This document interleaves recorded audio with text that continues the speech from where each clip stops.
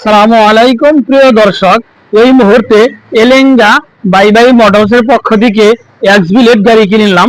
21 সাল থেকে নিয়ে 31 সাল পর্যন্ত 10 বছরের নাম্বার সহকারে পাচ্ছেন একদম পানির দামে। প্রিয় দর্শক দেখেন সুন্দর করে আমার এই ভাইয়ার কাছ থেকে কিনলাম। আসসালামু আলাইকুম ভাই, ভালো আছেন?